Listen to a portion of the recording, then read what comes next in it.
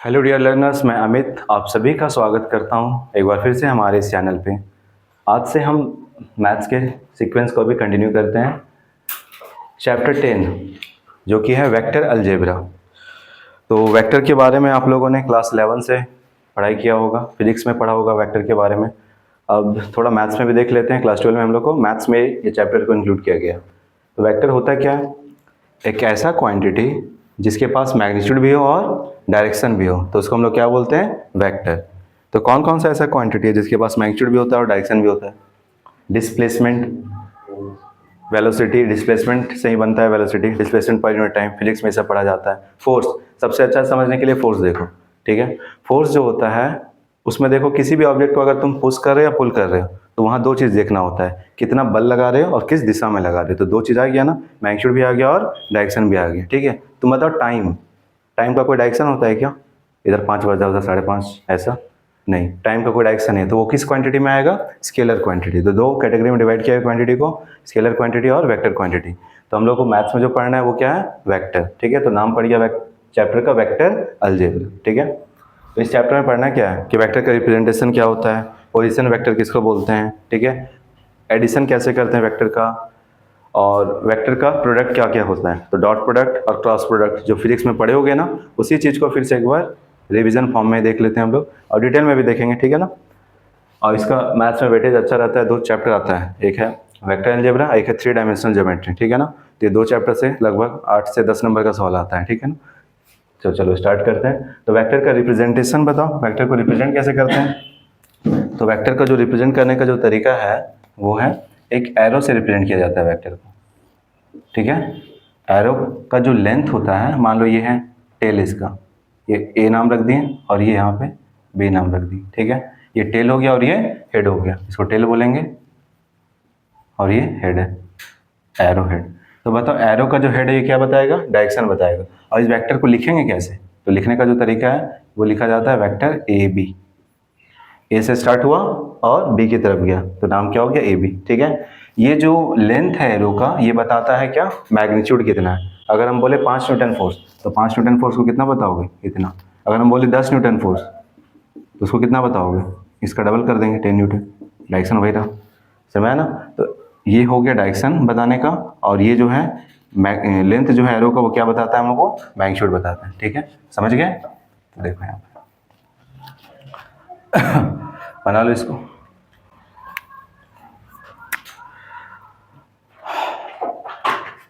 तो लेंथ से क्या पता चलेगा? मैग्नीट्यूड। लेंथ से पता चलता है हमको मैग्नीट्यूड, और हेड से पता चलता है डायरेक्शन, ठीक है। लिख लो।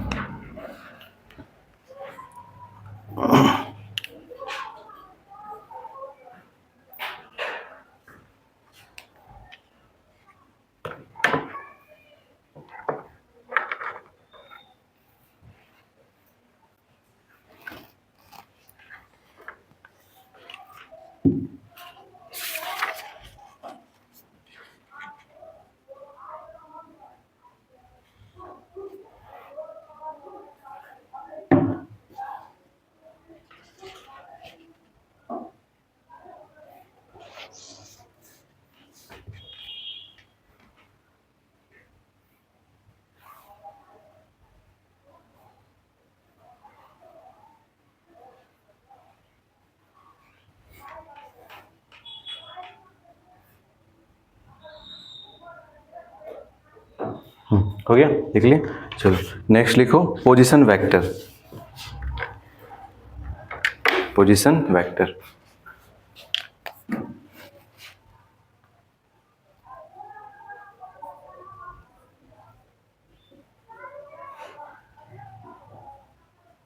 ठीक है।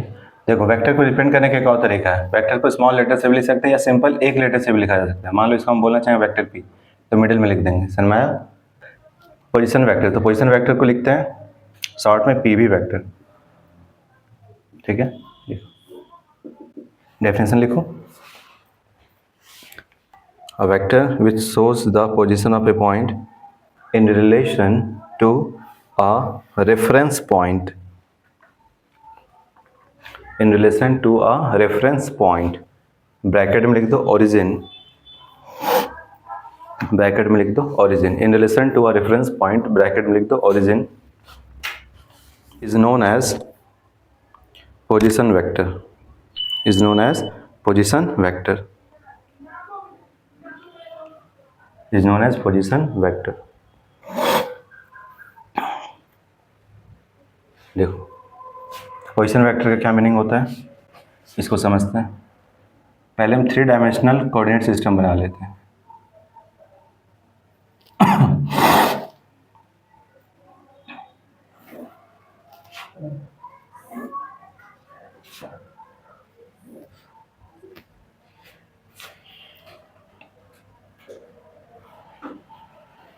क्यूबॉइड बनाओगे, ठीक है, ये ओरिजिन हो जाएगा। इसको मान ले रहे हैं हम एक्स एक्सिस, ये है वाई एक्सिस और ये जेड एक्सिस, ठीक है। एक क्यूबॉइड बना ले रहे हैं।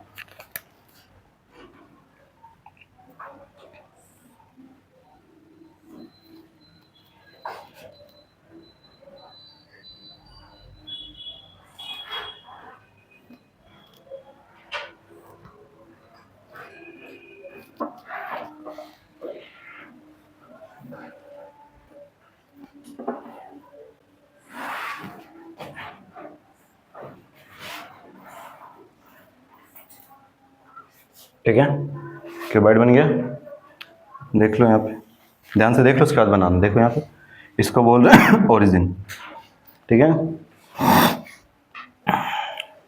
देखो कभी भी किसी एक पर्टिकुलर पॉइंट पे पहुंचना होता है, हम लोग क्लास 10 तक 2 डायमेंशनल में वर्क किए हुए हैं, ठीक है, 2 डायमेंशनल प्लेन पढ़ते थे। अगर बोला जाए 2,3 पे आओ, 2,3 पॉइंट, तो क्या करते थे, पहले एक्स एक्सिस और वाई एक्सिस ये मार्क कर लेते हैं। एक्स एक्सिस की तरफ तो 2 स्टेप चलते थे, है ना।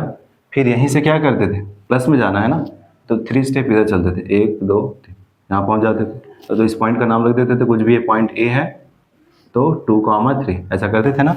तो मूव करने का तरीका क्या है, रूल क्या है, या तो एक्सिस पे चलो या तो एक्सिस के पैरेलल चलो। देखो अभी तो एक्स एक्सिस पे चल गए, क्या यहाँ से फिर बताओ वाई एक्सिस पे चले कि वाई एक्सिस के पैरेलल मूव किए, वाई एक्सिस के पैरेलल मूव किए, ठीक है। अगर मान लो जेड एक्सिस पे आ जाता तो क्या करते, या तो जेड पे चलते या तो जेड के पैरेलल चलना होता, ठीक है। तो देखो यहाँ पे इस रूम को ही समझ लेते हैं, इस पॉइंट पे आना है, ठीक है। तो वो जो कॉर्नर है उसको समझ लो ओरिजिन, उस रूम का जो कॉर्नर है उसको ओरिजिन समझ लो।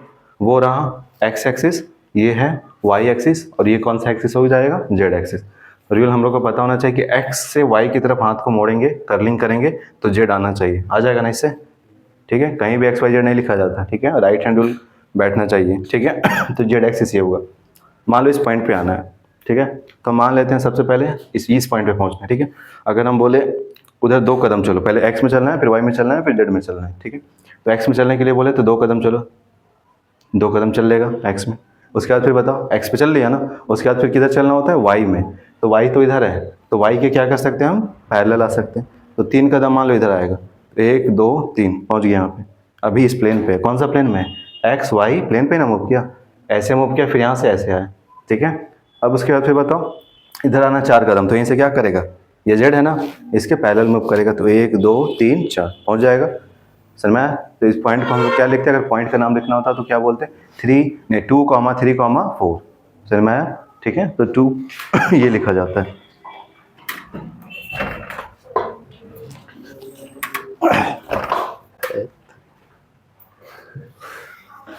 समझ गए, ठीक है। तो देखो अभी हम क्या करें, इस रूम का मान लो उस कॉर्नर पे पहुंचना है, उस कॉर्नर पे कैसे पहुंचोगे, ये समझ में आ रहा है। ये कॉर्नर क्या हो गया, ये कौन सा कॉर्नर कहलाएगा, ये वाला कॉर्नर कहलाएगा।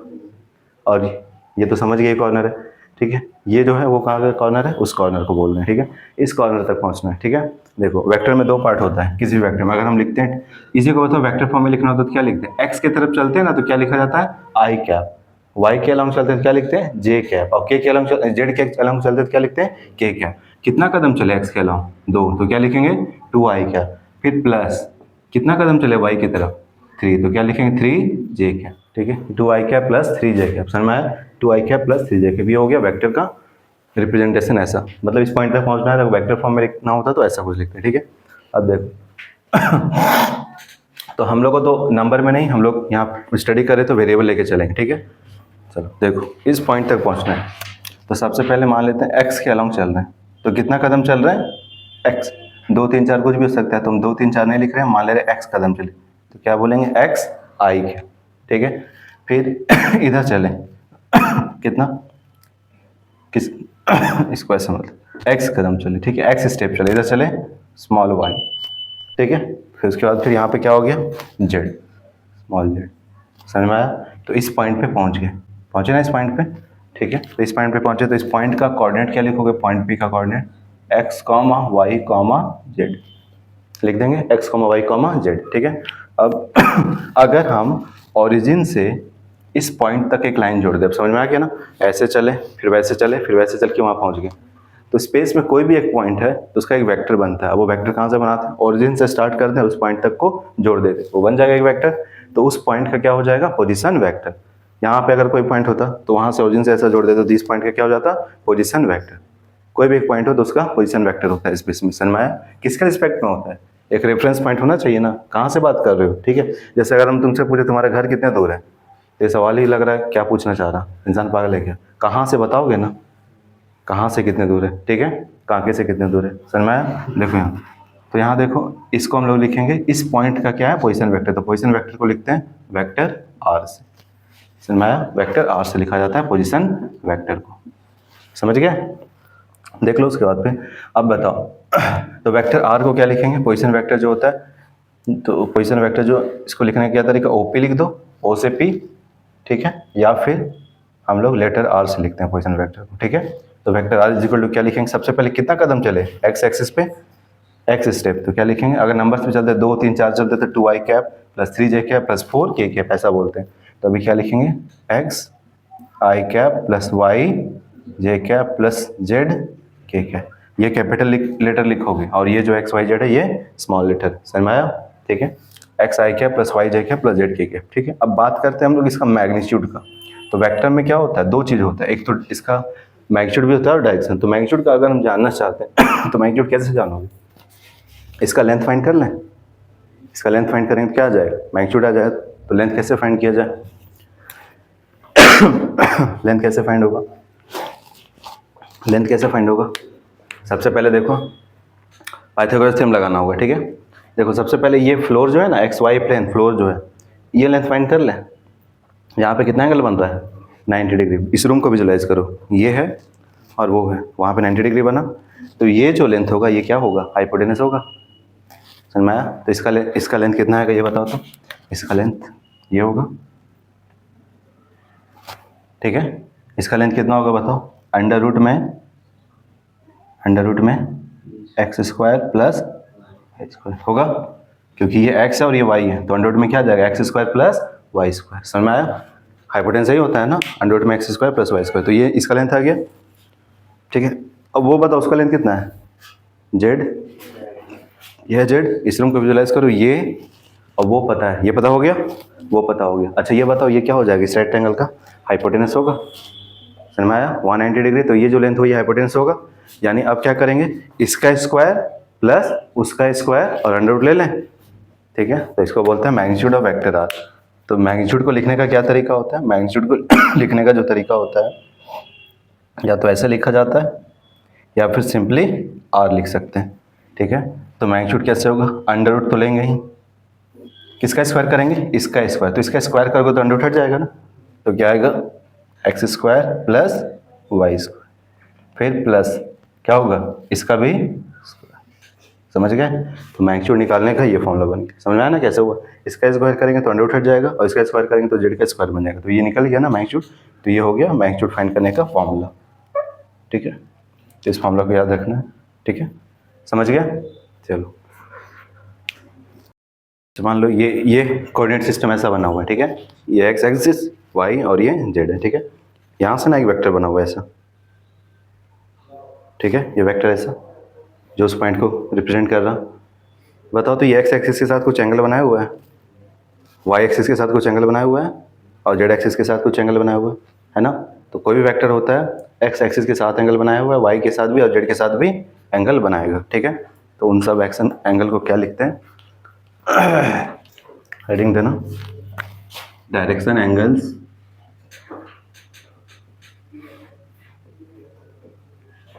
And direction cosine, direction angles and direction cosine, cosines लिख लो पहले। देखो यहाँ पे देख लो मार्किंग क्या कर, ठीक है, ध्यान से देखो, ये है हमारा पोजीशन वेक्टर, अभी बता दिए, ठीक है, ऑन है ना। देखो यहाँ ये बताओ, ये जो वेक्टर है एक्स एक्सिस के साथ जो एंगल बनाया है, इस एंगल को हम लोग लिख देते हैं अल्फा। समझाया? ये जो वेक्टर है वाई एक्सिस के साथ जो एंगल बनाया है इसको लिख देते हैं हम लोग बीटा, और ये जो वेक्टर है जेड एक्सिस के साथ जो एंगल बनाया है इसको लिख देते हैं हम लोग गामा। ठीक है, देख लो, समझाया? कोई भी वेक्टर एक्स एक्सिस के साथ जो एंगल बनाया उसको अल्फा बोल रहे हैं, वाई के साथ जो बनाया बीटा है, और जेड के साथ जो बनाया वो गामा है। ठीक है, लिखो, वो हेडिंग दी है direction angle and direction cosine.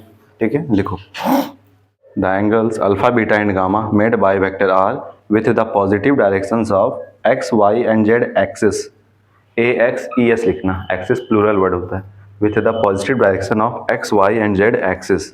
The angles alpha beta and gamma made by the vector r with the positive directions of x, y and z axis respectively are called direction angles। क्या बोलते हैं उनको? Direction angles. Full stop, line change करो, समझ में आया? Direction angle जहाँ लिखे उसको अंडरलाइन करो, और को डायरेक्शन एंगल्स। ठीक है, लाइन चेंज करो, एक लाइन चेंज करके लिखो the cosine value of values, the cosine values of this angles, the cosine values of this angles are known as direction cosines। The cosine values of these angles are called direction cosines। लिख लिए? देखो direction cosine का क्या मतलब होता है। ठीक है, देखो एंगल तो पता चल गया, alpha beta gamma, x axis के साथ, वाई के साथ और जेड के साथ जो एंगल बना किसी भी वेक्टर का उसको हम लोग बोल रहे हैं डायरेक्शन एंगल। देखो डायरेक्शन कोसाइन किसको बोलते हैं?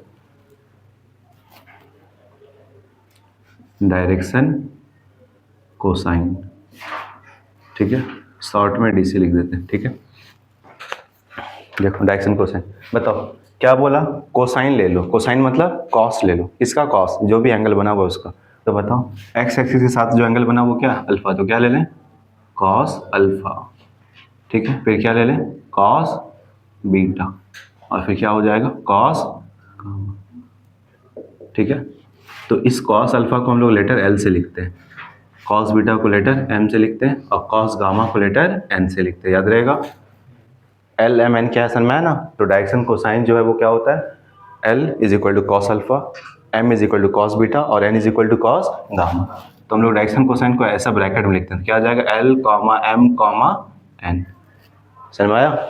जो भी वैल्यू आएगा ना अल्फा बीटा रखने की, मान लो cos 30 डिग्री बना हुआ था एक्स के साथ, तो cos 30 1/√3/2 होता है, तो एल का वैल्यू √3/2 ऐसा आ जाएगा। समझ में आया ना? लिख लो इसको, डायरेक्शन कोसाइन हो गया। चलो डायरेक्शन कोसाइन समझ में आ गया ना? एल एम एन से लिखा जाता है, और जो भी एंगल बना हुआ एक्स वाई जेड के साथ उसका कॉस ले लो। ठीक है, डायरेक्शन कोसाइन। ठीक है, चलो अब लिखो डायरेक्शन रेशियो। डायरेक्शन कोसाइन हो गया, लिखो हेडिंग दो डायरेक्शन रेशियो।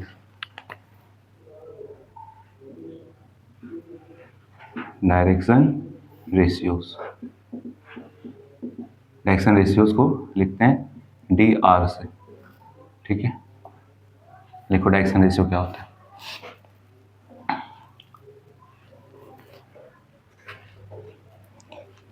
लिखो any number proportional to the direction cosines are called direction ratios. Any number proportional to the direction cosines are called direction ratios. Proportional मतलब एल एम एन नंबर आया ना, कोई भी नंबर से इन तीनों को मल्टीप्लाई करो, तो मान लो यहाँ 2 से मल्टीप्लाई किया तो 2l 2m और 2n, या 3 से मल्टीप्लाई किया 3l 3m 3n, तो ये जो नया नंबर बन के आएगा ना वो क्या कहलाएगा? Direction ratio. मतलब डायरेक्शन कोसाइन का जो 3 वैल्यू है उसी में अगर एक फिक्स नंबर से मल्टीप्लाई कर दो तीनों को, तो जो नया वैल्यू मिला उसको क्या बोलेंगे हम लोग? Direction ratio. ठीक है, अब थोड़ा देखो यहाँ पे ट्रिग्नोमेट्री का हेल्प लेना पड़ेगा। जैसे ये बना हमारा एक्सिस वाला सिस्टम बना था ना, ठीक है, पेंसिल देना एक बार। देखो ये यहाँ से क्या किया, एक वेक्टर बनाया ना हम, ठीक है। ये जो वेक्टर है एक्स के साथ एंगल बनाया, वाई के साथ बनाया, जेड के साथ बनाया। अगर हम यहाँ से परपेंडिकुलर गिरा दे, इसमें परपेंडिकुलर गिरेगा, ये एंगल कितना है ध्यान से देखना, इस ये थोड़ा विजुलाइज हो जाता है। अच्छा इससे परपेंडिकुलर गिराएंगे तो कैसे गिरेगा, इस पर गिरेगा, इससे परपेंडिकुलर गिराएंगे तो इस पर भी गिरेगा, इससे गिराएंगे परपेंडिकुलर तो जेड पे थोड़ा ज़्यादा विजुलाइज हो रहा है, इसमें हम यहाँ पे बता रहे हैं, ठीक है। इस पर परपेंडिकुलर गिराएं ऐसा, तो इस साइड पे परपेंडिकुलर बन गया, और ये एंगल जेड के साथ कितना बनाया हुआ है, गामा। तो ये क्या कहलाएगा, ये साइड बेस, क्योंकि जिस भी साइड पे 90 डिग्री और एंगल दोनों कंसीडर हो जाता है तो उसको क्या बोलते हैं, बेस। ये बेस हुआ, ये 90 डिग्री है ना, तो 90 डिग्री के सामने वाला साइड क्या हो जाएगा, ये हाइपोटेनस। तो ये बेस हो गया, ये हाइपोटेनस, और ये क्या कहलाएगा, परपेंडिकुलर। समझ में आया। अब थोड़ा यहाँ विजुलाइज करो अच्छे से। देखो अगर हम यहाँ से इस पर परपेंडिकुलर ड्रॉ कर दें, इसी तरह देखो इस पे भी परपेंडिकुलर होगा, यहाँ पे भी परपेंडिकुलर, यहाँ पे भी, तो बहुत ज़्यादा कचड़ा दिखने लगेगा। हम एक लिख दे रहे हैं, उससे जो रिजल्ट बनता होगा उसी तरह बाकी सब में भी वही बना लेंगे, ठीक है। तो यहाँ से देखो अगर हम जेड पे परपेंडिकुलर कर लें, जेड एक्सिस पे, ठीक है, जेड एक्सिस पे परपेंडिकुलर कर लेते हैं, ठीक है। तो यहाँ पे परपेंडिकुलर कर ले, तो बताओ तो इसका लेंथ कितना, जेड, तो इसका भी लेंथ कितना होगा, क्यूबाइड कोई भी रहे तो इसका जेड है, तो इसका भी क्या होगा, जेड। तो इसका लेंथ कितना है, मान लो इसका भी लेंथ कितना आएगा, जेड। तो देखो ये एंगल कितना हो जाएगा यहाँ, 90। तो इस 90 के सामने ये है ना, तो ये हाइपोटेनस हो गया, और ये बेस हो गया, और ये परपेंडिकुलर हो गया। चलो यहाँ देखो, तो अगर हम ऐसा लिखें, देखो फिर से लिख रहे हैं, ठीक है, एल जो कॉस अल्फा, देखो यहाँ देखो गामा का समझ में आएगा। देखो यहाँ पे डायरेक्शन रेशियो कहीं बता रहे, एल इज इक्वल टू क्या लिखेंगे, ये देखो, और एम इज इक्वल टू क्या लिखेंगे, यहाँ पे एन इज इक्वल टू देखो तो कॉस गामा, इसमें लगा दो कॉस गामा। गामा ये है ना, ये बेस है, और ये क्या है, हाइपोटेंस। क्या होगा बताओ, बेस बाय हाइपोटेंस होता है ना, तो बेस बताओ क्या है, जेड, और हाइपोटेंस क्या है, वेक्टर आर लिखेंगे कि आर लिखेंगे, लेंथ लिख रहे हैं ना ये, तो ये भी क्या लिखेंगे, लेंथ ही लिखेंगे ना। रेशियो कहाँ लगता है, ट्रिग्नोमेट्रिक रेशियो कहाँ लगता है, लेंथ पे लगता है ना, साइड का लेंथ पे, तो क्या लिखेंगे, आर, ठीक है। तो क्या हो जाएगा, गामा के लिए जेड बाई आर आएगा, समझ में आया। तो इसी तरह बताओ, ये था जेड एक्सिस के साथ, तो जेड बाई आर है, तो बताओ एल किसके साथ, एल जो तो अल्फा लिखे हैं तो एक्स एक्सिस के साथ होगा, तो ये क्या आया, ये क्या आ जाएगा बताओ, एक्स बाई आर, समझ में आया। वाई के साथ है तो ये वाई बाई आर, समझ में आया यहाँ तक, ठीक है। तो बताओ तो यहाँ से क्या आ जाएगा, एक्स इज इक्वल टू क्या होगा, एल आर आएगा, x is equal to L R, ठीक है। यहाँ से बताओ y is equal to M R, और यहाँ से बताओ जेड इज इक्वल टू क्या, एन आर। अच्छा ये एक्स वाई जेड क्या था बताओ तो, ध्यान से थोड़ा देखो तो, एक्स वाई, अच्छा देखो तो यहाँ पे हम बताए ना, डायरेक्शन कोसाइन जो था वो क्या था, एल एम एन था, और उसी में कुछ ना कुछ मल्टीप्लाई हो गया ना, आर आर आर, आर क्या है, मैग्नीट्यूड है ना वेक्टर का, तो वो मल्टीप्लाई हो गया। तो देखो तो एक्स वाई जेड क्या था, एक्स वाई जेड क्या था, वेक्टर का जो कोफिशिएंट था ना, आई से पहले, ये जे से पहले और ये के से पहले, तो ये सब जो बन चुका है L R M R N R, इसी को क्या बोलते हैं हम लोग, डायरेक्शन रेशियो बोलते हैं। तो डायरेक्शन रेशियो को हम लोग ना एक्स वाई जेड से नहीं लिखते, ए बी सी से लिखते हैं। तो क्या करेंगे अब, यानी ए का वैल्यू क्या हो जाएगा, क्या मान लेंगे, एल आर, बी का वैल्यू क्या मानेंगे, एम आर, और सी का वैल्यू क्या मानेंगे, एन आर। याद रहेगा। ये देखो यहाँ पे जो भी नंबर है ना, एक्स वाई जेड यहाँ पे लिखे थे, अब उसी को समझ लो ना, ए बी सी ही मान लो। तो ये वैल्यू यहाँ पे जो भी होगा वो किसके बराबर, एल आर के बराबर, यहाँ पे जो भी वैल्यू होगा वो एम आर के बराबर, यहाँ पे जो वैल्यू होगा वो एन आर के बराबर, ठीक है। तो डायरेक्शन रेशियो को कैसे लिखेंगे बताओ, ए कॉमा बी कॉमा सी लिखेंगे, और ए का वैल्यू क्या होता है, एल आर, बी का वैल्यू क्या होता है, एम आर, और सी का वैल्यू क्या होता है, एन आर।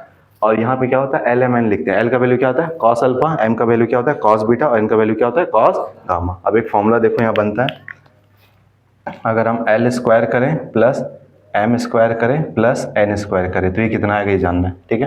तो बताओ तो एल का स्क्वायर करोगे तो कितना आएगा, एल का वैल्यू बताओ तो क्या है, एक्स बाई आर है ना, तो एक्स बाई आर का स्क्वायर, प्लस एम करेंगे तो वाई बाई आर का स्क्वायर, और एन करेंगे तो जेड बाई आर का स्क्वायर। तो क्या हो जाएगा, x square by R square plus Y square by R square plus Z square by R square. LCM ले लें, कितना आएगा, R square, x square plus Y square plus Z square. अच्छा यहाँ देखो आर का वैल्यू ही ना ये है, अंडर रूट इधर लेके आएंगे तो क्या होगा, आर स्क्वायर, देखो तो आर, इसको तो ये भी लिख सकते हैं, ये भी लिख सकते हैं। तो आर स्क्वायर का वैल्यू क्या है, X square plus Y square plus Z square, मतलब X square plus Y square plus Z square की जगह क्या लिख सकते हैं, आर स्क्वायर। तो यानी न्यूमरेटर भी क्या है, आर स्क्वायर, और ये भी क्या है, आर स्क्वायर। कट के कितना आ जाएगा, 1। तो यानी रिजल्ट क्या याद रखना है, रिजल्ट याद रखना है, विजुअल है, L square plus M square plus N square कितना होता है, 1। तो ये चीज़ याद रखें। तो ये हो गया इंट्रोडक्शन वेक्टर का, समझ में आया। अब इससे रिलेटेड न्यूमेरिकल देखेंगे अभी। चलो आपको एक दो क्वेश्चन देख लेते हैं जो टॉपिक पढ़े हैं, ठीक है। क्वेश्चन लिखो, if a line makes angle 90 degree, comma 60 degree and 30 degree with the positive direction of x, y and z axis respectively, comma find its direction cosines, find its direction cosines। ठीक है, देखो कोई भी एक line था जो angle बना रहा positive direction of x axis के साथ, कितना कितना एंगल बना रहा, एक्स के साथ 90, तो अल्फा लिखते हैं ना, 90 डिग्री, वाई के साथ बीटा, बीटा कितना है 60 डिग्री, और जेड एक्सिस के साथ 30, तो gamma is equal to 30 degree. क्या पूछा जा रहा, डायरेक्शन कोसाइन। तो डायरेक्शन कोसाइन क्या लिखते हैं, एल एम एन लिखते हैं ना। तो एल का वैल्यू क्या होता है, कॉस अल्फा, एम का वैल्यू क्या होता है, कॉस बीटा, और एन का वैल्यू होता है कॉस गामा।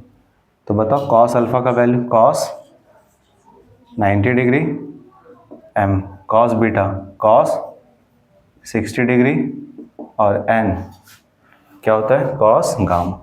तो एन का वैल्यू क्या आएगा, कॉस कितना डिग्री, 30 डिग्री। बताओ वैल्यू क्या आएगा, कॉस 90 कितना होता है, 0, और ये एम का वैल्यू बताओ, कॉस 60 1/2, और कॉस 30 √3/2। समझ में आया, ठीक है, लिख लो। तो क्या हो जाएगा डायरेक्शन, तो लिखने के लिए जो बताया था ब्रैकेट में एल एम एन लिखते हैं, तो 0, 1/2, √3/2। समझ गए, लिख लो इसको, लिखो क्वेश्चन लिखो। Question number 2, find the direction cosines of the line passing through the 2 points, of the lines passing through the 2 points, of the lines passing through the 2 points. Coordinate जो है वो लिखो, -2 ब्रैकेट में, -2, -4, -5, -2, -4, -5 एंड 1 2 3। ठीक है, तो बताओ क्वेश्चन नंबर जो 2 है उसमें पूछ रहा डायरेक्शन कोसाइन। एक लाइन जो है वो किसी 2 पॉइंट से गुजर रहा, तो किसी 2 पॉइंट से कोई लाइन है गुजर रहा, ठीक है। पॉइंट क्या क्या बताओ, पॉइंट ए और पॉइंट बी अपने से मान लेते हैं। पॉइंट ए का वैल्यू बताओ, कोऑर्डिनेट -2, -4, -5, और बी, पॉइंट बी का कोऑर्डिनेट बताओ 1, 2, 3। तो इस वेक्टर का नाम क्या होगा बताओ, ए बी नाम पड़ेगा, पॉइंट अपने से नाम रख दिए, तो ए बी वेक्टर बना लो। वेक्टर बना लेते हैं सबसे पहले, तो वेक्टर बना लेंगे तो बताओ क्या होगा, वेक्टर कैसे फाइंड करते हैं, फाइनल का कोऑर्डिनेट माइनस इनिशियल का कोऑर्डिनेट। तो 1 यहाँ लिखेंगे 1 -2, तो क्या हो जाएगा +2, क्या लगेगा आई कैप, ठीक है। फिर +2 -4 जे कैप, +3 -5, तो +5 के कैप आ जाएगा। कितना होगा यहाँ से, 2 + 1 3 आई कैप -2 जे कैप +8 के कैप। तो ये बन गया ए बी वैक्टर, समझ में आया। 3 आई कैप -2 जे कैप +8 के कैप बन गया ए बी वैक्टर, समझ गए। अब देखो कभी भी वेक्टर बन जाए तो अभी बताया था ना, वेक्टर जो बनता है वो जो भी कोफिशिएंट है आई जे के का वही क्या होता है, डायरेक्शन रेशियो, बता दिए ना डायरेक्शन रेशियो। तो कभी भी वेक्टर बन जाए ना तो वेक्टर का मैग्नीट्यूड फाइंड कर लो। तो वेक्टर का मैग्नीट्यूड क्या, ए बी लिखो चाहे फिर सिंपली आर लिख दो, आर लिख दो। तो आर क्या होगा बताओ, 3 का स्क्वायर प्लस -2 का स्क्वायर प्लस 8 का स्क्वायर, ठीक है। कितना आ जाएगा बताओ, अंडर रूट में 9 प्लस 4 प्लस 64 कितना आ जाएगा? 77, 9 4 13, हाँ 77 आ गया अंडर रूट में 77 आर का वैल्यू। ठीक है, चलो डायरेक्शन रेशियो बताओ तो क्या होगा? डायरेक्शन रेशियो किसको बोलते हैं? तो डायरेक्शन रेशियो क्या होगा? ए, वेक्टर कभी भी दिया रहे ना तो ए बी सी लिख दो। ए का वैल्यू कितना? 3, ये तो आर हो गया ना। बी का वैल्यू कितना? -2 और सी का वैल्यू कितना? 8। समझ में आया? ए का वैल्यू 3, बी का वैल्यू -2 और सी का वैल्यू 8। क्या पूछा है सवाल में? डायरेक्शन रेशियो पूछा था क्या? डायरेक्शन रेशियो पूछा होता तब तो ये आंसर बता देते, ए 3, बी -2 और सी 8।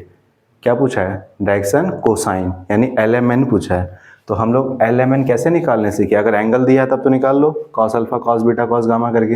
वेक्टर फॉर्म में दिया है तो पहले डायरेक्शन रेशियो निकला और मैग्नीट्यूड निकाल ली। जो भी वेक्टर बना वो डायरेक्शन रेशियो हो जाएगा कोफिशिएंट, और ये मैग्नीट्यूड निकल गया। अब बताओ यहाँ पे क्या आएगा? ये हो गया ABC का वैल्यू। तो अब यहाँ पे देखो, हम लोग ये पढ़े हैं A इज इक्वल टू क्या होता है? LR पढ़े थे ना। B इज इक्वल टू बीमार, C इज इक्वल टू अनार। ठीक है, समझ में आया? तो क्या जानना है? L जानना है ना। तो L इज इक्वल टू क्या होगा? A/R। M is equal to क्या होगा? B/R।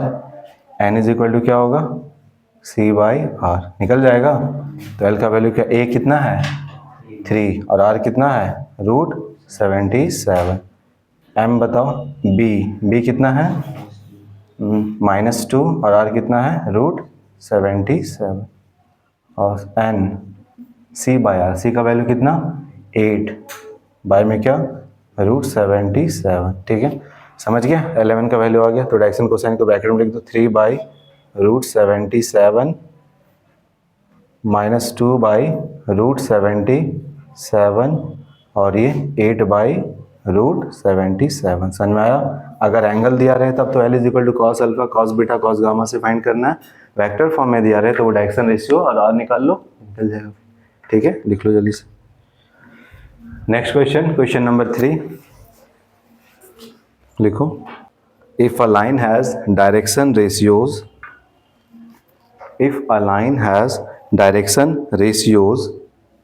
2, -1, -2. If a line has direction ratios 2, -1, -2, determine its direction cosines.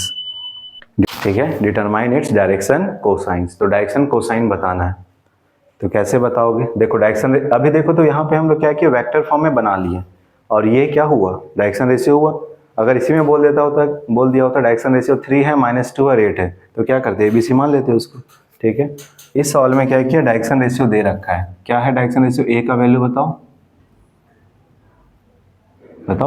3 number बताए ना, क्या क्या है? 2, हाँ। फिर उसके बाद फिर B का वैल्यू कितना? -1 और C का वैल्यू कितना? -2। तो ये ना डायरेक्शन रेशियो ABC से लिखते हैं, दे दिया इस बार। वेक्टर फॉर्म में दिया रहे तभी डायरेक्शन रेशियो वही, या लिख के दे दे डायरेक्शन रेशियो वही। अब बताओ डायरेक्शन रेशियो, तो डायरेक्शन रेशियो होता है क्या है? वेक्टर का जो कोफिशिएंट है वही सब होता है ना। तो मैग्नीट्यूड तो हम लोग ऐसे निकाल सकते हैं, वही का उसी का स्क्वायर करते तो है। देखो R कैसे निकला? डायरेक्शन रेशियो का ही ना स्क्वायर किया, अंडर रूट ले लिए। ठीक है, तो R इज इक्वल टू क्या होगा? अंडर रूट में 2 का स्क्वायर प्लस -1 का स्क्वायर प्लस -2 का स्क्वायर, कितना आ जाएगा ये? अंडर रूट में 4 + 1 + 4, 9 आएगा। तो ये R का वैल्यू कितना? 3 +3 या -3? मैग्नीट्यूड है तो प्लस माइनस मत बोलो, सिर्फ प्लस बोलो। R लेंथ है ना। ठीक है, ये हो गया। R का वैल्यू इतना आया। तो क्या जानते हैं हम लोग? L ना, L जानना है ना। तो ये फॉर्मूला क्यों इतना लिखे टाइम पर? L इज इक्वल टू बोलो A/R होता है। तो L is equal to A/R, M is equal to B/R और N is equal to C/R। N क्या है? C/R। तो बताओ A/R, A का वैल्यू कितना? 2/3, M का वैल्यू कितना?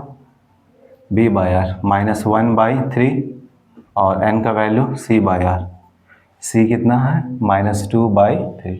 तो लिख दो, ये यहाँ लिख देना, डायरेक्शन कोसाइन निकाल रहे हैं। ठीक है, ये सब क्या था? डायरेक्शन रेशियो लिख देना, डायरेक्शन रेशियो था। ठीक है, तो ब्रैकेट में लिख दो 2/3 कामा -1/3 कामा -2/3। समझ में आया? नंबर 4, क्वेश्चन 4, ठीक है, इंपॉर्टेंट है, लिख लो। Find the direction cosines of a line, find the direction cosines of a line which makes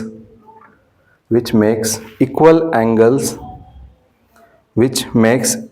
angles with the coordinate axis AX.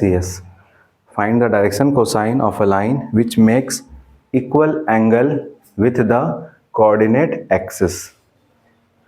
समझ गए? इक्वल एंगल बना रहा, मतलब कोई लाइन ऐसा है जो एक्स एक्सिस के साथ, वाई के साथ, जेड के साथ इक्वल एंगल बना रहा। तो ये बोलना क्या चाह रहा? ये बोलना यही चाह रहा है कि अल्फा जो है वो बराबर है बीटा के, बराबर है ये गामा, तीनों इक्वल है, ये ना बोलना चाह रहा। फिर मैं तो देखो हम लोग क्या जानते हैं, डायरेक्शन कोसाइन होता है क्या है? डायरेक्शन कोसाइन अगर एंगल के टर्म में बोला जाए तो डायरेक्शन कोसाइन होता है क्या? L is equal to cos alpha, M is equal to cos beta और N is equal to cos gamma, ये होता है ना। अब इससे ज़्यादा तुम क्या कर सकते हो? अब तो कुछ दिया ही नहीं हुआ है सवाल में, कोई नंबर भी नहीं, कुछ नहीं। तो एक इक्वेशन पढ़े थे, L square plus M square plus N square कितना होता है? 1। यूज़ कर लो उसको। तुम लोग पढ़े हुए हैं L square plus M square plus N square कितना होता है? 1, ठीक है। तो L स्क्वायर के क्या लिख दें? कॉस स्क्वायर अल्फ़ा, ये कॉस स्क्वायर बीटा, ये cos square gamma equal to 1। अच्छा, अल्फ़ा बीटा गामा सब तो इक्वल है ना, तो क्यों ना सबको अल्फ़ा ही के टर्म में लिख दें, cos square alpha plus cos square beta plus cos square alpha ही लिख दो इसको, cos square alpha plus cos square alpha is equal to क्या? 1 होगा। ये कितने बार कॉस स्क्वायर अल्फ़ा आ गया? 3 times cos square alpha is equal to 1।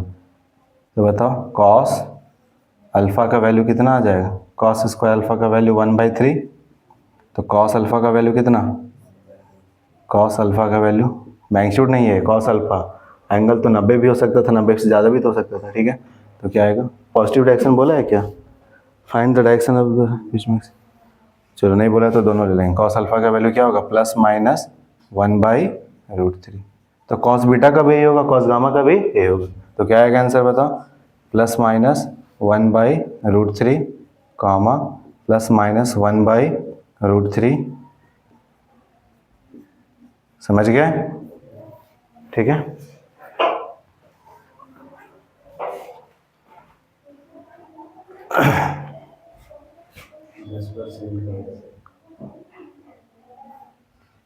ठीक है, तो आज इतना ही रखते हैं। तो ये वेक्टर का इंट्रोडक्शन था, कैसे कितना डायरेक्शन एंगल क्या होता है, डायरेक्शन एंगल क्या होता है, डायरेक्शन कोसाइन क्या होता है, डायरेक्शन रेशियो, इन पे बेस्ड क्वेश्चंस भी देख चुके हैं, ठीक है। तो आज इतने रखते हैं। Thank you.